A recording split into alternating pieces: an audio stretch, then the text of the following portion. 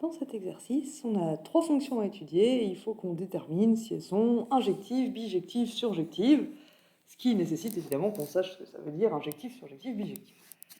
Alors, qu'est-ce que ça veut dire, ces trois mots? Pour commencer, injective. Une fonction, elle est injective si deux points différents de l'espace de départ ont des images différentes par f. Donc si je prends une fonction f définie, pas forcément celle de l'exercice, une fonction f générale définie entre deux ensembles x et y, quand est-ce qu'on dit qu'elle est injective? On dit qu'elle est injective si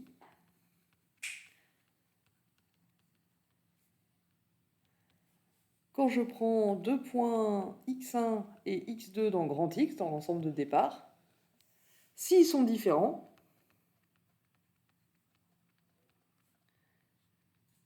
alors leurs images par f sont différentes. F de x1 est différent de f de x2. Ce que ça veut dire, c'est que deux points séparés, quand on les donne à f, vont rester séparés. Il n'y a pas deux points dans grand X que quand on les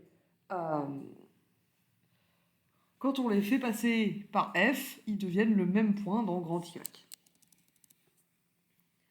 Souvent, on utilise une autre caractérisation, donc par contraposé de celle-ci. Ici, on a f est injectif si et seulement si pour tout x1, x2, A implique B. Et du coup, la contraposée qui est souvent plus pratique à utiliser, c'est non B implique non A. Donc l'injectivité, il y a une autre façon de le voir, c'est de dire que si deux points ont la même image, alors forcément c'est le même point.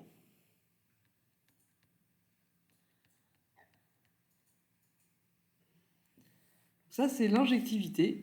Deux points qui sont séparés dans l'espace de départ, quand on les donne à f, ils restent séparés, leurs images sont différentes. Donc ça, c'est la définition qui nous donne l'idée, le sens de l'injectivité. Deux points séparés restent séparés quand on les donne à f. Mais souvent, dans la pratique, quand on a une fonction spécifique, comme c'est le cas dans l'exercice, et qu'on veut savoir si elle est injective ou pas, on va plutôt utiliser cette deuxième caractérisation par contraposé. On va supposer qu'on a deux points x1, x2 tels que f de x1 égale f de x2, et on va voir si on arrive à en déduire que x1 égale x2. C'est plus facile à gérer parce que du coup, on part de f de x1 égale f de x2, ça nous fait une équation, et on voit si on arrive à la résoudre ou si on trouve plusieurs façons dont f de x1 et f de x2 peuvent être égaux, même si x1 et x2 ne sont pas les mêmes. Par exemple, si on avait la fonction f de r dans r, ce serait x au carré. Si je sais que f de x1 égale f de x2, ça me dit que x1 au carré est égal à x2 au carré, mais je ne peux pas en déduire que x1 égale x2 parce qu'on pourrait aussi avoir x1 égale moins x2. Par exemple, 2 et moins 2, ils sont différents, mais ils ont quand même la même image par f. Donc on en déduit que f ne serait pas injectif.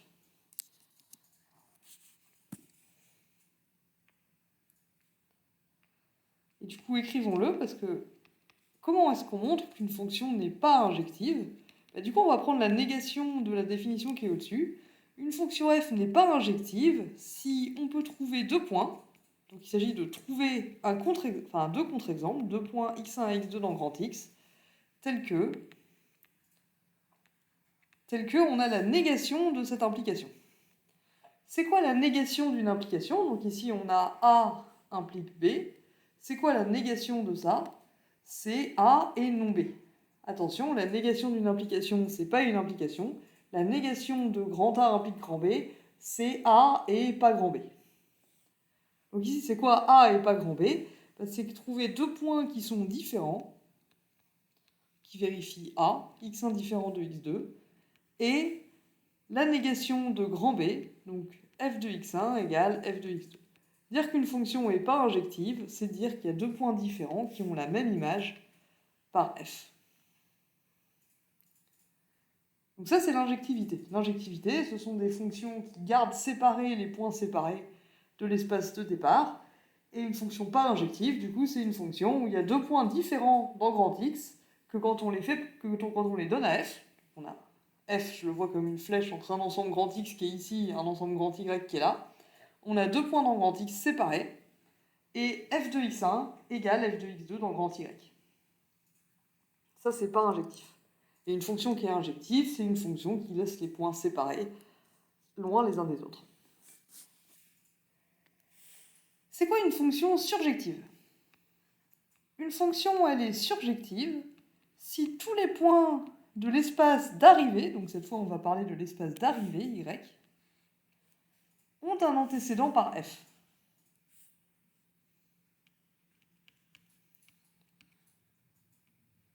Donc pour tout A appartenant à Y, il existe un X dans grand X, tel que f de x égale A.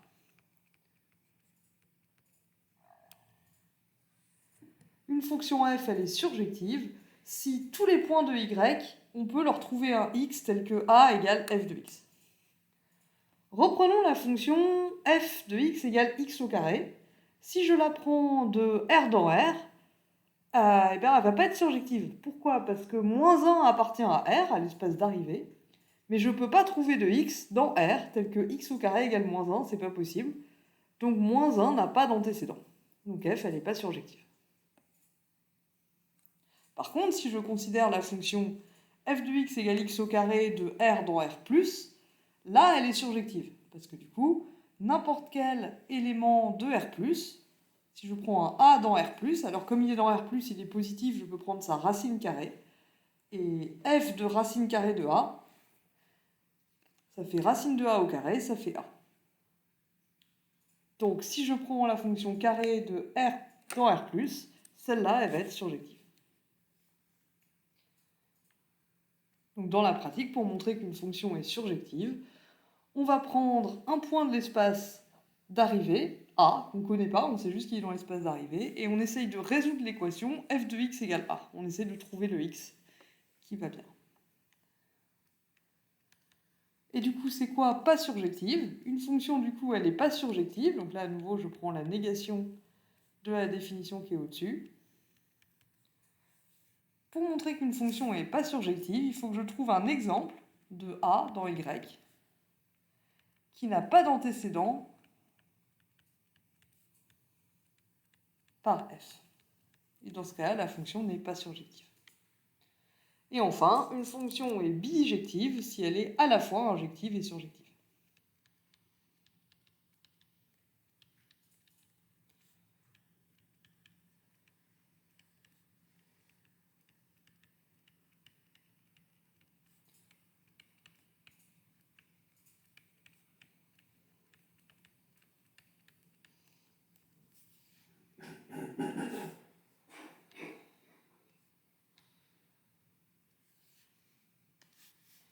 Et donc ça, c'est les définitions qu'on va utiliser dans cet exercice.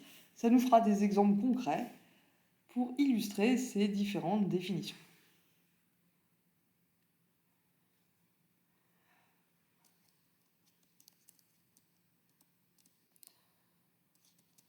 Donc regardons pour commencer la fonction f définie sur n à valeur dans n qui prend un entier et qui lui ajoute 1.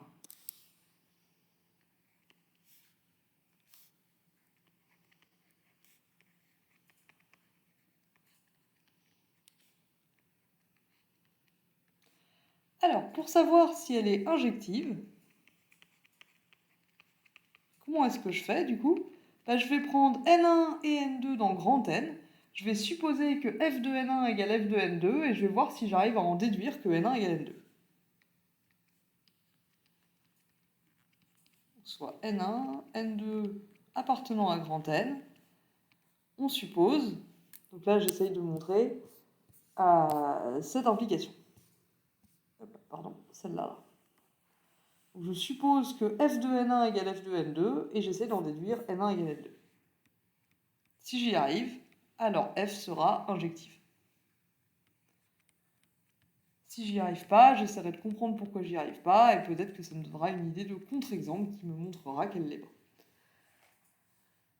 Donc, on a alors f de n1 c'est n1 plus 1, f de n2 c'est n2 plus 1, et donc j'ai n1 plus 1 égale n2 plus 1, et là je soustrais 1 et j'obtiens n1 égale n2.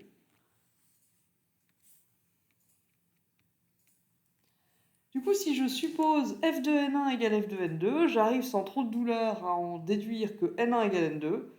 Et du coup, on a montré notre implication, on a montré que f était injective.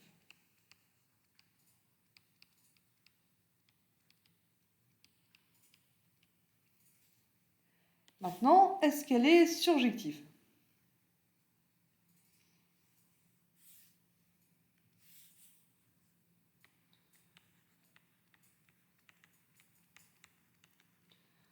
Alors la question du coup c'est est-ce que si je prends n'importe quel entier, je peux trouver un autre entier. Donc si je prends un m dans grand N,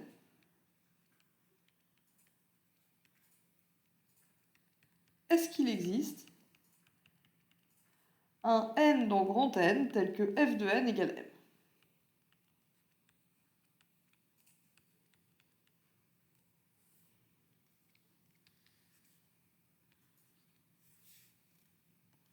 Autrement dit, est-ce qu'il existe un entier, donc m il est posé, est-ce que je peux forcément trouver n pour que n plus 1 ça fasse m? Ben, on a envie de dire oui, c'est facile, il suffit que je prenne n égale m moins 1, ça fait m moins 1 plus 1, ça fait m, voilà, plié. Alors oui, mais attention, est-ce que n-1 c'est forcément un entier naturel? Ben, ça dépend, si m égale 0, m-1 ça fait moins 1, c'est pas un élément de grand N. Donc attention, dans les entiers naturels, on ne peut pas forcément soustraire. Si on soustrait trop, on se retrouve en dessous de 0. Donc là, on se rend compte que si m égale 0, ça va être difficile de trouver un entier n, tel que n plus 1, ça fasse m. En fait, n plus 1, c'est toujours supérieur ou égal à 1. Donc, pour tout n dans grand N, n plus 1, c'est toujours supérieur ou égal à 1. Donc, ça ne peut pas faire 0. Donc 0 n'a pas d'antécédent par f. Donc on a trouvé un entier m qui est égal à 0, tel que, pour tout n dans grand N, n plus 1 est différent de 0, c'est-à-dire f de n est différent de m. Et ça, c'est ce qu'on a donné comme définition de la non-surjectivité. Il existe un élément de l'espace d'arrivée, tel que pour tout x dans l'espace de départ, f de x, ça ne fait pas cet élément A. Donc f n'est pas surjectif. Est-ce qu'elle est bijective? Bah, du coup, non. Pour qu'elle soit bijective, il faudrait qu'elle soit surjective et injective. Alors, certes, elle est injective, mais elle n'est pas surjective, donc elle n'est pas bijective.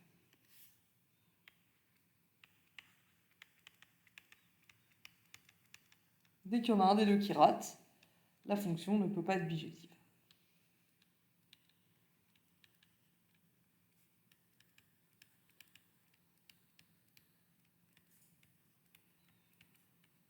Ah, j'ai dit par injective, pardon. J'ai écrit par injective, c'est pas ça que je voulais dire. F n'est pas surjective. F est injective, mais elle n'est pas surjective, donc elle n'est pas bijective.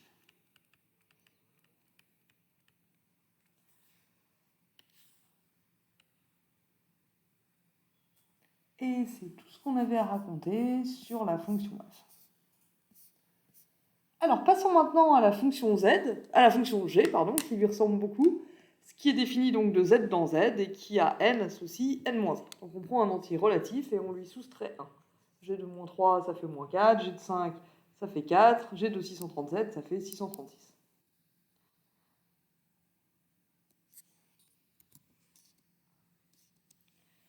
Est-ce que celle-là,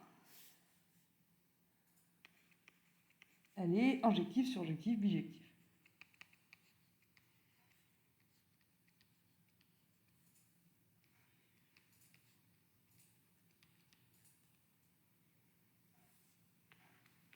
Alors, commençons par regarder l'injectivité de G.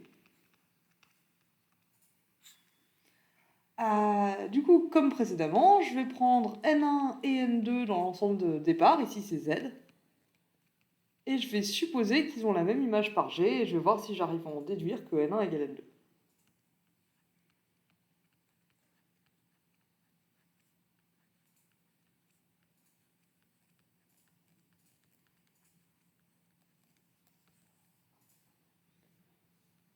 Alors, si G de N1 égale G de N2, c'est que du coup, G de N1 c'est N1 moins 1, G de N2 c'est N2 moins 1, donc ce qu'on suppose, c'est que N1 moins 1 égale N2 moins 1.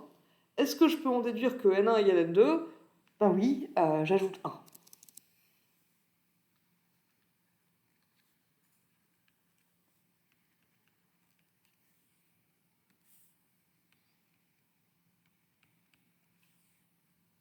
Donc si G de N1 égale G de N2, alors N1 égale N2, ce qui, dans la définition qu'on a donnée avant, nous dit que G est injectif.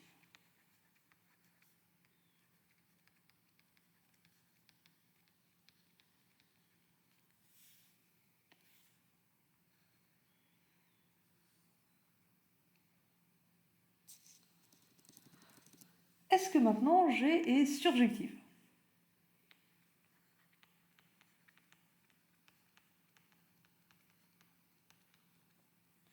Si je prends un A appartenant à Z, est-ce qu'il existe un N dans Z tel que G de N égale A?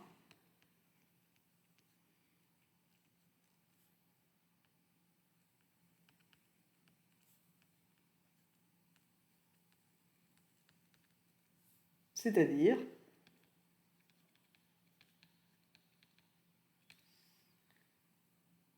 N-1 égale A. Là, à nouveau, ça va pas être très difficile. Il suffit que N soit égal à A plus 1. Alors, est-ce que ça marche? Est-ce que ça marche bien si je fais ça? Si A appartient à Z, forcément A plus 1 aussi.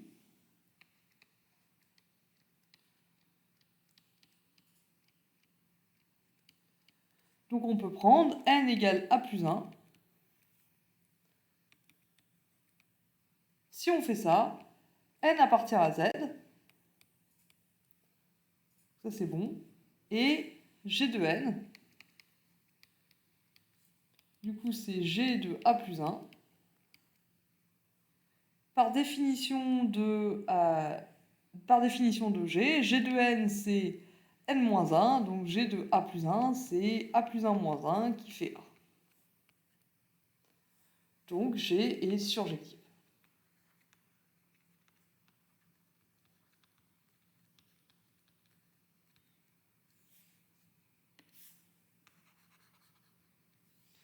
Du coup, G, elle est injective et surjective, donc elle est bijective. Bijectivité, oui cette fois, puisqu'elle est et injective et surjective.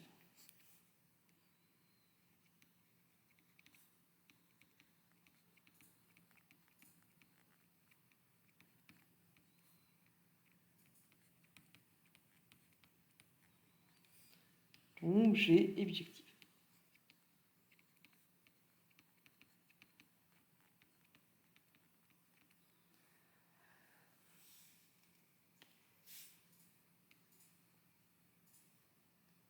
Quelque chose d'autre que vous avez peut-être vu, c'est qu'une fonction bijective, elle a ce qu'on appelle une fonction réciproque.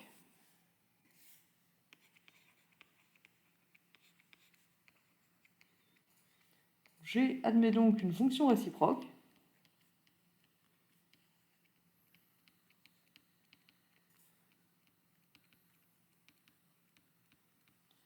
La fonction réciproque G-1, c'est quoi? C'est une fonction qui va de l'espace d'arrivée de G dans l'espace de départ de G et qui vérifie G-1 rond G égale identité.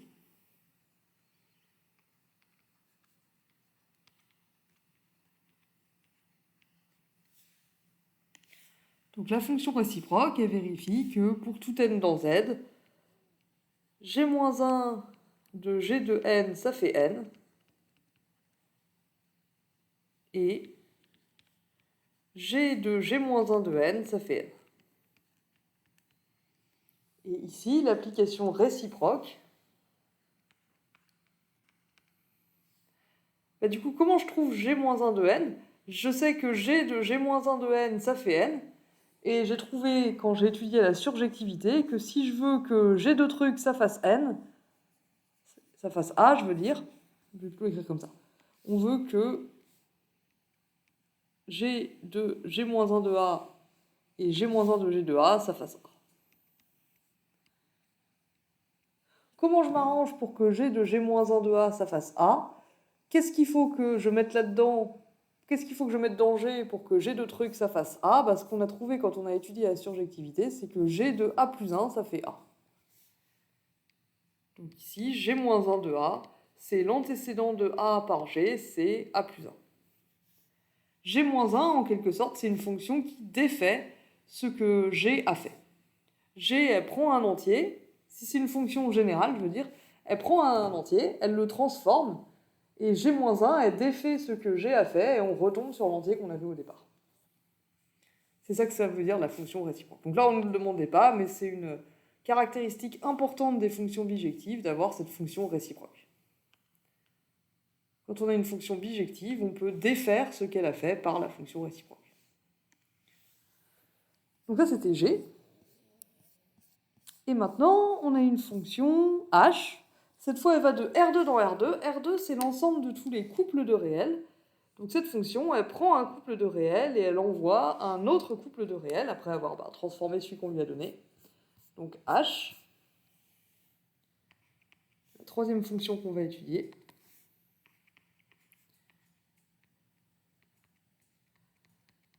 Elle prend un couple de réels xy. Et qu'est-ce qu'elle fait avec?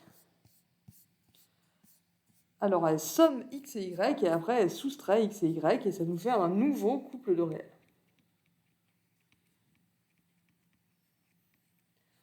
Par exemple, h de 1, 2, ça fait 1 plus 2, 1 moins 2, donc ça fait 3 moins 1. H de 0 pi, ça fait 0 plus pi qui fait pi, 0 moins pi qui fait moins pi, donc ça fait pi moins pi. Alors, est-ce que H est injective? Pour ne pas changer, je vais prendre deux éléments de l'espace de départ. Donc il me faut non pas x1 et x2, mais des couples de réels cette fois, donc avec deux composantes chacun. x1, y1 et x2, y2. Et je suppose, comme d'habitude, qu'ils ont la même image par H.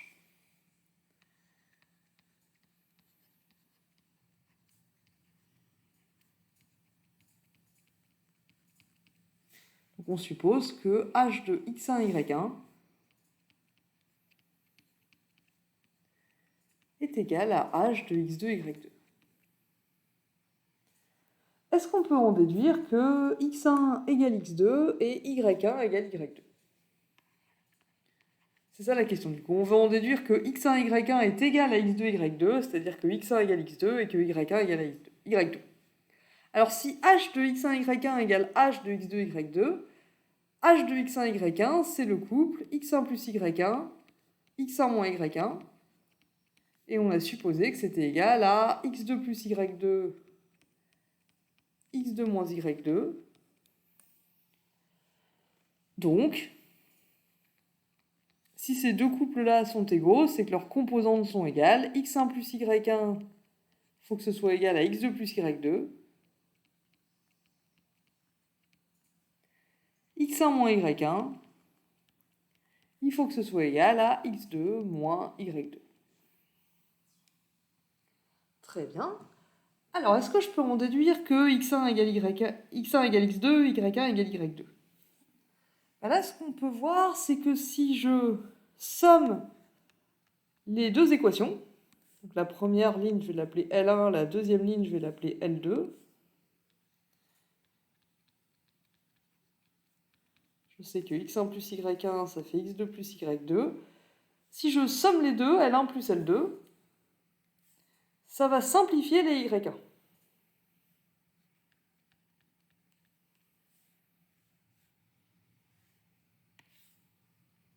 Donc là, sur la deuxième ligne, si je somme avec la première, ça va me faire x1 plus y1 plus x1 moins y1, donc ça simplifie les y1, et il reste 2x1 égale, et de l'autre côté, il se passe la même chose, les y2 se simplifient et il reste 2x2.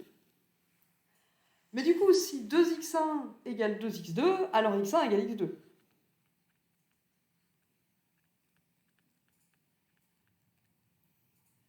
Et si x1 égale x2, bah du coup, à la première ligne, j'ai x2 plus y1 qui est égal à x2 plus y2, et maintenant, je peux simplifier les x2. Donc là, on avait simplifié les deux, et maintenant, ici, on peut simplifier les x2, et il va nous rester y1 égale y2. Je vais décaler un petit peu pour avoir la place d'écrire ça.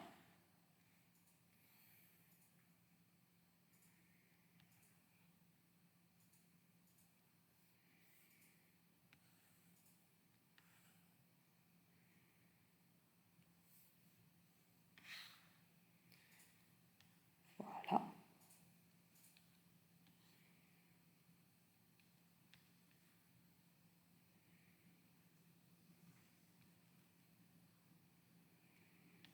J'ai perdu mon L en cours de route.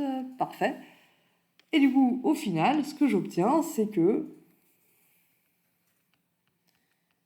x1 égale x2, y1 égale y2, donc x1 y1 égale x2 y2.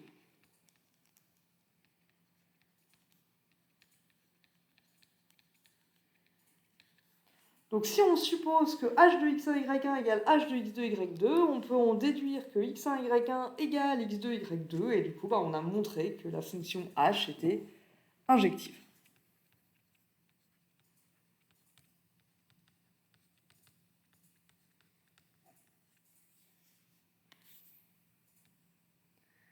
Il nous reste à voir la surjectivité.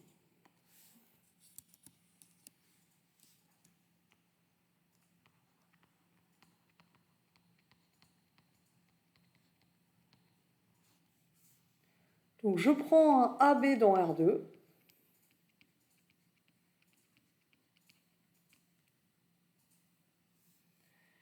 Et je vais chercher un antécédent. Donc je cherche un XY, tel que H de XY, ça fait AB.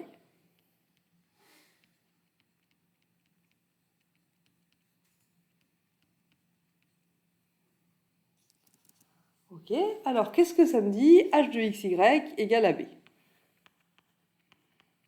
Quand est-ce que c'est vrai ça?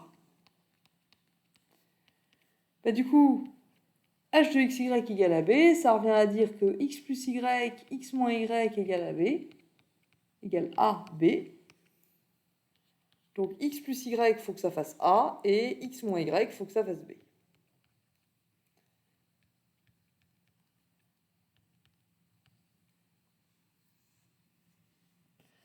Est-ce que je peux trouver un X et un Y qui font ça? En faisant la même astuce que pour l'injectivité, je peux remarquer que si je somme les deux lignes là, ça va simplifier les Y, il n'y aura plus que des X et ça va me permettre du coup de trouver X.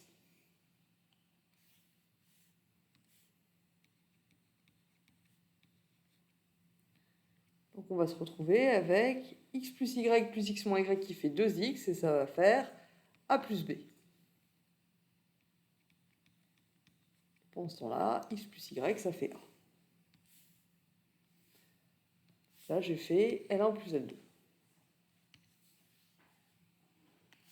J'ai gardé L1 et j'ai fait L1 plus L2.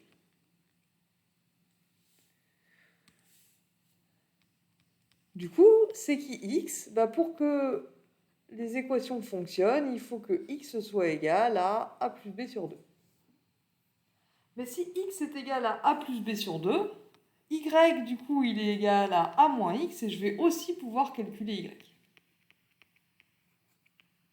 Donc, X, il va être égal à A plus B sur 2, et Y, il va être égal à A moins A plus B sur 2. Donc si je mets tout sur le même dénominateur, ça va me faire 2A moins B sur 2. 2A moins A, ça fait A, donc ça me fait A moins B sur 2 pour Y.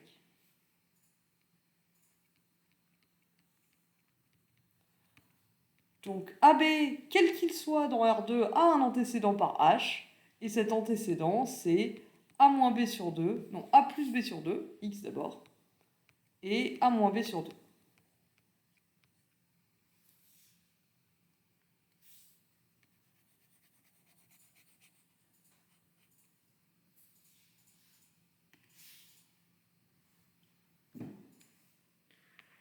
a donc h de a plus b sur 2 a moins b sur 2, ça nous fait AB,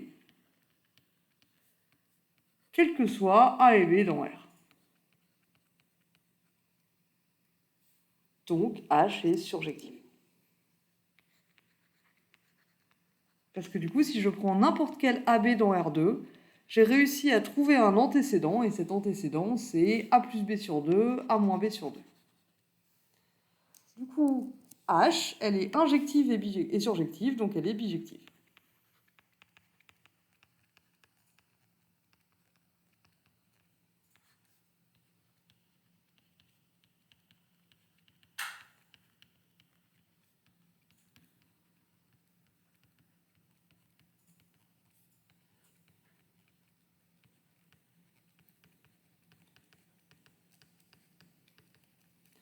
Donc cette fois, on a trouvé une fonction qui était effectivement bijective. Et comme pour G juste avant, on ne le demandait pas, mais du coup, H a une fonction réciproque.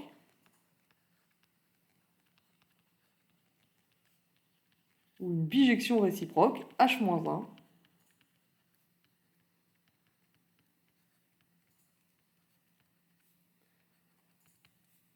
H-1 de R2 dans R2, tel que H de H-1 de AB, ça fait AB, quel que soit AB dans R2, H de H-1 de AB, ça fait AB,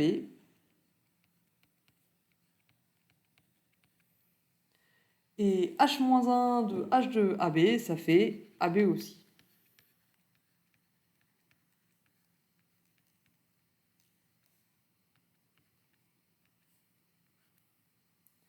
Et du coup, c'est qui H-1? Qu'est-ce qu'il faut que je mette comme truc là pour que H de truc ça fasse AB? Ben, on a trouvé ça à la question d'avant pour la surjectivité. Si je mets A plus B sur 2, A moins B sur 2, H de A plus B sur 2, A moins B sur 2, ça fait AB.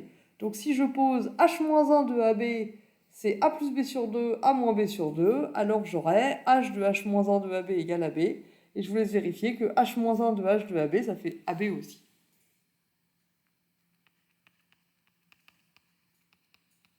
Dans cet exercice, ici, la réciproque H-1 de AB, c'est A plus B sur 2, A moins B sur 2.